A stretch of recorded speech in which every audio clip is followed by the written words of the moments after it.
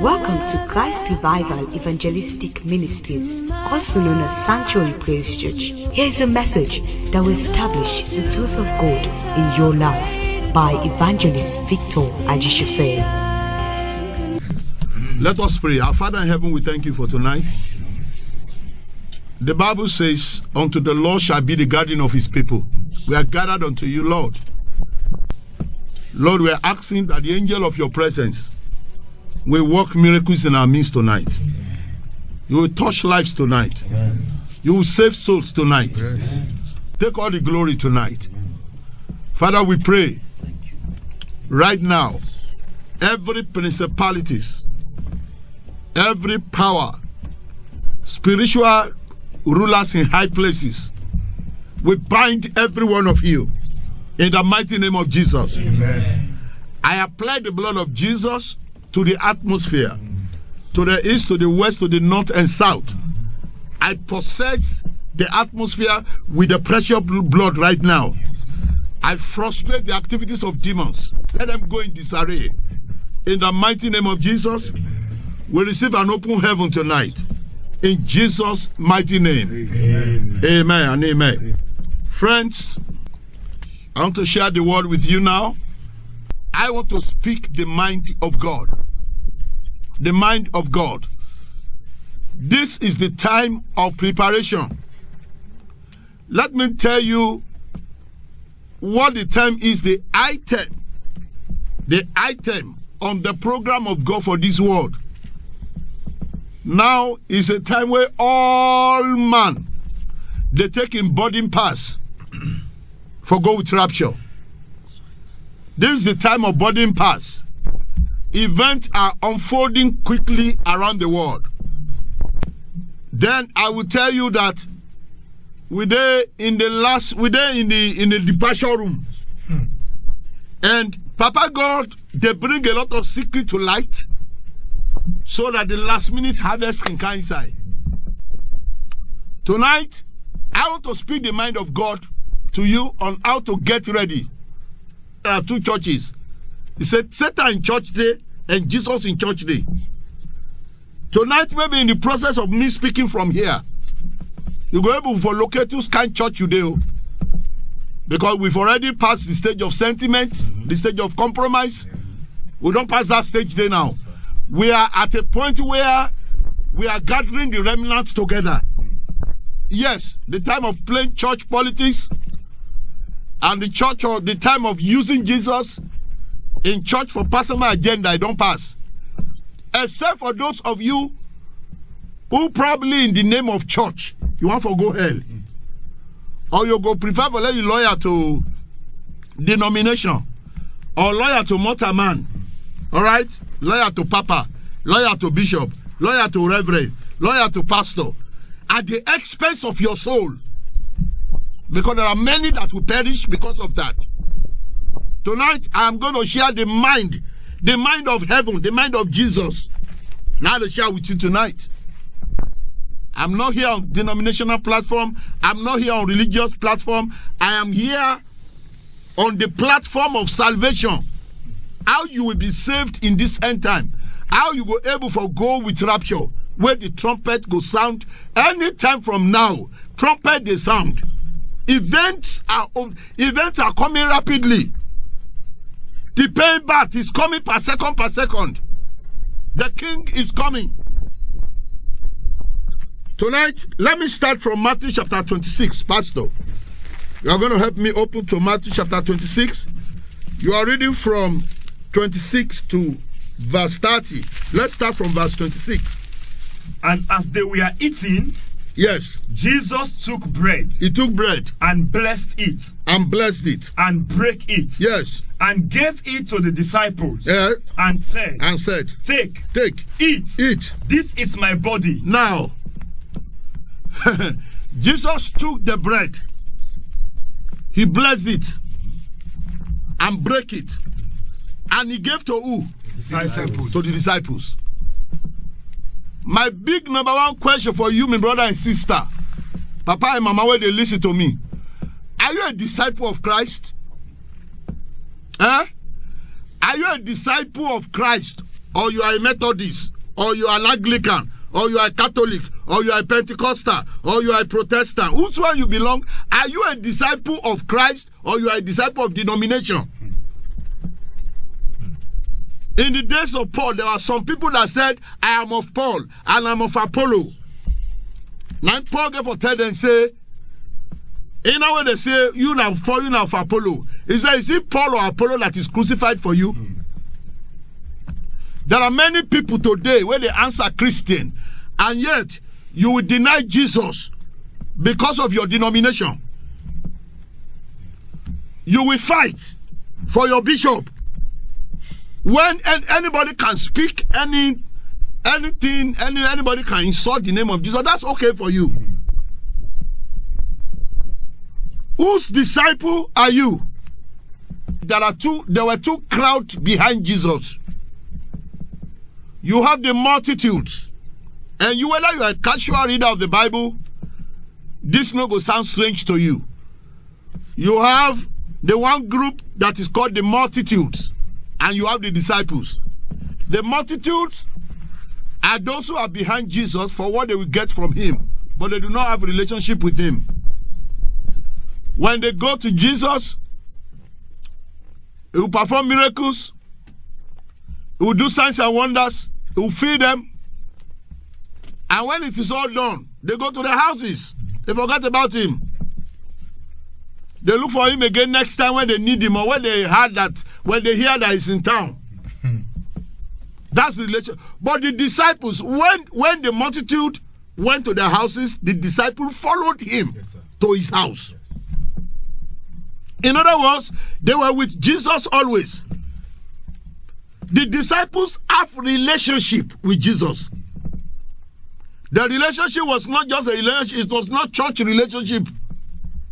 Not just on Sunday when he goes to church, not just on Wednesday when he goes to church. No, not just when he hears about crusade or hear of revival. No. The multitude does that. You see them. At times they will park in stadium, they will park in car park, they will park in churches. The multitude will go there. But the multitude are not Jesus' own. The multitude are not people who knows the mind of Jesus. They don't have a relationship with him. Their level of relating with him is about what they can get. But you have the disciples. The word disciple means a disciplined follower of Christ. The disciples are people who are being trained to become like Jesus. They are the ones that always know the meaning of Jesus's parables. He will decode it to them. Jesus emptied his heart to his disciples. Oh yes, these were not just churchgoers. These were Jesus's friends. They were Jesus's companion. They were always with Jesus. Friend, which part of this crowd do you belong to? Because Jesus, the Bible says in Hebrews chapter 13 verse 8 that Jesus Christ is the same yesterday, today, and forever. Jesus is alive. Yes. He died on the cross of Calvary. He was crucified. On the third day, he rose from the dead. He is alive. Seen by many people, and people are still seeing him. Till today. And for everyone that have faith in him, he lives in them. Jesus said, those who believe in me, I and my Father will come and make our abode in him. Is Jesus Christ living in you? Or you are just a Christian on the outside? You are a Christian by faith? Or that you are just going to church? As far as you are concerned, that's what makes you a Christian.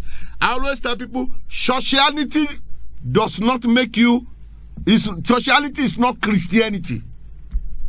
Christians go to church, but church does not make somebody a Christian.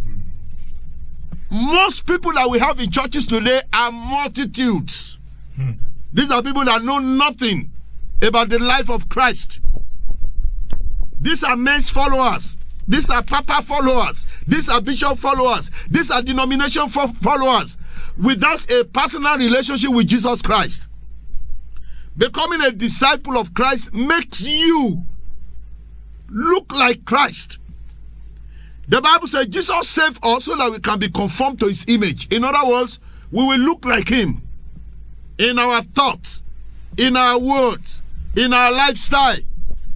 Today you have churches packed full with multitudes, but you will be looking for disciples from pulpit to the pew. Most pastors belong to the multitude. They behind Jesus because of what you go get. That is why they can't suffer for Jesus. That's why they don't take risk for Christ. They always play safe. They are called hirelings. The Bible says so. It says some are hirelings. The Bible also called them false prophets. Why? Because they are fake representative of Jesus. Now this night full up in a church today. Oh yes, from the pulpit to the pew. So fake. Multitudes. Not disciples. That's why multitude won't take risk for Christ. No. His concern is the focus of his mind is what he can get from Jesus. That's why a lot of people they fight for position, fighting for title, turn church, turn the gospel to political party, as if that is what Jesus Christ died for. This is the attitude, this is the characteristics of multitudes. People that are just around him for what they can get. There are some people today, it is church position that is important to them. If you take away that church position, or you don't give them church position when they are expecting it, they will leave. That means it's a multitude. It's not a disciple of Christ. Disciples of Christ are people who follow the teachings of Jesus. We have churches today where the teachings of Jesus, they now see it as unfashionable. What Jesus says, his words, concerning what our life should be, the people that are following him. No wonder Jesus said, anyone that will follow after me, let him first of all deny himself, die to yourself, then take your cross and follow me. The church of 21st century don't even believe in cross. Because cross is what we suffer for his sake. It's your cross are those who will hate you because of Jesus. You don't do that not you, but because of your identification with Jesus. Because of the identity that you have, they just hate you for who you are. That's the cross. The suffering. The discomfort that you are ready to take because you know that the glory of heaven cannot be compared to anything in this world. Yeah. That's the cross.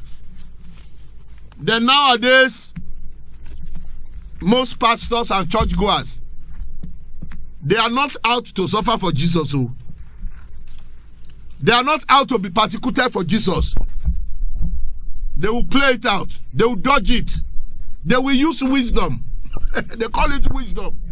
They don't want the cross. They see cross as reproach. Oh yes.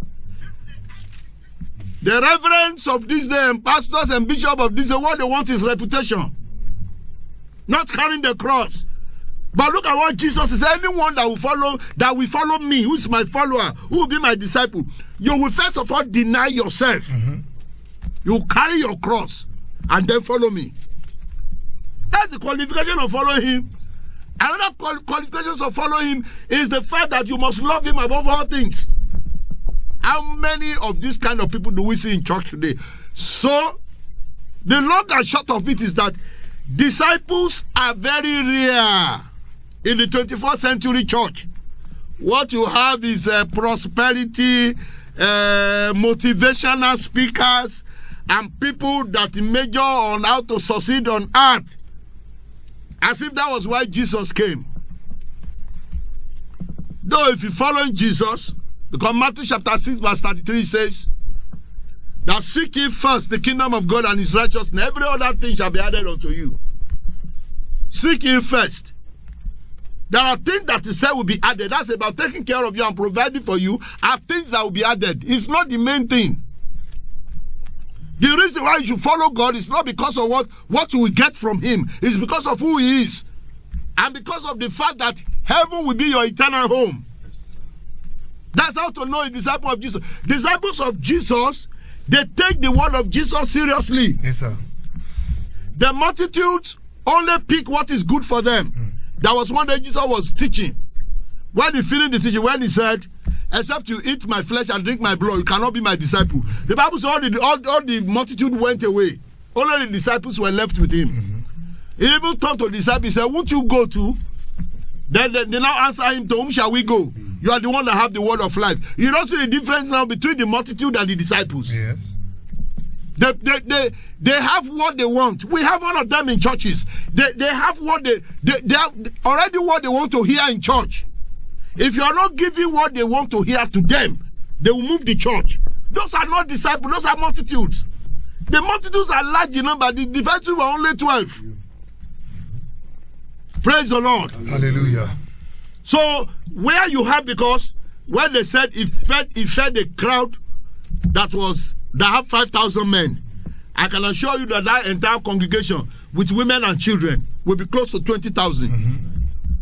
In a crowd where you have 5,000 men, expect at least not a minimum of 20,000. Well, those 20,000 were a multitude. Among them were only 12 disciples. Yeah. So the disciples in churches are very few. And I want you to mark something tonight. It was his disciples that he broke the bread with. Tonight, are you a disciple of Christ? Or you are a denominational fan? You know, bishop in fan. Not a bishop they are like. Not a reverend they are like. He's a fan, not a follower of Jesus. That is why he doesn't care whether the pastor or the reverend or the bishop is following Christ. Whether he's seen the life of Jesus inside an OBC. He's a fan. He's a celebrity, so he's one of his fans. Is that who you are? It will not pay at the same time. Because Jesus is only coming for his disciples. Why am I saying this to you? Now for let you not left behind. So that you will not be disappointed. So did you ever sit down and ask yourself, what do I want to gain for going to church? Why are you going to church? I put that question again to you, my listener, tonight. Why are you going to church? Do you know if you ask 10 people that question, you are likely going to have 10 different answers? Yes. You may never have anyone among you that will give you the correct answer. That the reason why I go to church is for me to make heaven. I want a church that prepare me for my master. I am a disciple of Christ. I want a place where I'm being taught, where they tell me things that will prepare me. Not what I want to hear, but what I need to hear. Yeah. If you gather 10 today's people the way they answer Christian, you may not have that answer among them. All man get different. Another pastor there, another church there. You are just a fan. So you are one of those people on that day that will say, Jesus, but we call your name. We call you Lord, Lord. And then you say, but I don't know you. Sorry. Yes. Say, depart from me. I don't know you. I know those who belong to me. You are not a disciple. You belong to the multitude. Tonight, I pray that the Holy Ghost will shed the light in your heart. Amen. For you to receive the meaning to this word. Amen. The new covenant that God has made with us. He has done away with the law. He has brought us to a time of grace. Grace, he has a power. God has given us power to be able to do his will. God has given us power to do his will. He has given us the power to be able to please him. That is what grace is for. Jesus Christ, anybody that we are following him to become like him. What you cannot see in Jesus must not be found in us. Yeah. We must aspire towards that. I always tell people, the simplest definition of holiness is hate wickedness, hate sin, and love righteousness. Yes. Because when you hate something by mistake, you fall into it quick because you don't like him. Yes, sir. Quick, you find your way out and repent, and you are restored, and you move on, and you put things in place and make sure it will never happen again. Yes. That is holiness. That is holiness. So So holiness is not like it's not like a perfectionist. No. But it's somebody that hates evil, that hates sin, and he loves righteousness. He loves the life of God. So the Bible says he established a new covenant with us. A new covenant of grace that gives us the ability to please God, to be able to live a life that is pleasing to God. That is the meaning of grace, an empowerment to be able to live according to the will of God. Go on, Pastor. For this is my blood of the New Testament. Yes. Which is shed for many for the remission of sin. Do you see why the blood of Jesus was shed? The blood of Jesus was shed so that you and I can stop sinning. There is no sinful born againism. Born again, church, Christian, but you are living in sin. No, a Christian aspired to become like Jesus. Why? Jesus Christ shed his blood. The word of God is clear on why he shed his blood, yes. Pastor. Yes, sir. It is to take away sin. Yes, sir. So what he suffered for, why he shed his blood, if that thing is reigning in my life, it means I don't belong to him. Yeah. People who belong to Jesus, his blood has been shed for the remission of their sins. If Jesus has saved you, you are not supposed to be living in sin. No. Because what did he save you from? If you are living in what he saved you from, it means you are not saved. Yeah. It means you don't belong to him. This is how the gospel should be made clear. This is the kind of Christian, the Christian with such mindset is what you should be producing in church today. Are you like that, friends? Because waiting go package you and make you rapturable. Or if not die come, before rapture will take place, what is going to make you go heaven, that you will not end in hell? That's what we are preaching now. That's what we are preaching now is not something to make you feel good and remain in one church. Some people will be Catholic forever, Anglican forever, Pentecostal, sticker, advertisement platform. Without the life of Jesus, if there is sin in your life, you don't belong to him. No. Why? He shed his blood to take away sin. His name is called Jesus because he shall save his people from sin. Hallelujah. Amen. Brothers and sisters, fathers and mothers, God's word has gone out to you. What will you do with it? What will you do with it? Let us pray. And bow down your head where you are in humility before God tonight. And you repeat this prayer after me. Heavenly Father. Heavenly Father.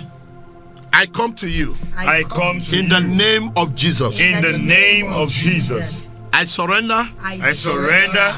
To your kingdom. To your kingdom. I denounce the life of sin. I denounce the life of sin. I hate sin. I hate sin. I love righteousness. I love righteousness. I receive Jesus. I receive Jesus. My sacrifice. My sacrifice. My Savior. My Savior. As my personal Lord. As my personal Lord. And my Savior tonight. And my Savior tonight. I believe. I believe. His blood was shed. His blood was shed. To take away my sin. To take away my sin. I will never live in it anymore. I will never live in it anymore. I receive the grace of God tonight. I receive the grace of God tonight. To keep me from sinning. To keep me from sinning. From today. From today, I will love righteousness. I will love righteousness. And hate sin. And hate sin. I will love truth. I will love truth. And hate lies. And hate lies. Thank you, Heavenly Father. Thank you, Heavenly Father. For helping me. For helping me. I receive grace. I receive grace. To run the race. To run the race. Divine enablement. Divine enablement. To run this heavenly race. To run this heavenly race. Heavenly Father. Heavenly Father. I receive grace. I receive to grace. Keep me in the narrow path. To keep me in the narrow path. I will cherish the narrow path. I will cherish the narrow I will path. cherish the old rugged I cross. will cherish the whole rugged My path. mind is made up. My mind is made I up. am going to deny a life of self. I am going to deny a life I will of deny self. the world. I will deny the I world. will deny Satan. I will deny Satan. And I will carry my cross And I will carry my and follow Jesus. and follow I Jesus. will do what he says. I will do what he I will says. obey his word I will obey his for word. the rest of my life on The earth. rest of my life on Thank earth. you, Father, Thank you, Father. for helping me. And in Right. Jesus' name, In Jesus' name. amen. Thanks for listening, and I believe you've been transformed remarkably. For more information, you can call on these numbers 078-593-977 or 078-595-977, or visit us at the Sanctuary Praise Church, Surrey Drive off King Hammond Road, Brookfields, Freetown, Sierra Leone. Thank you and God bless you.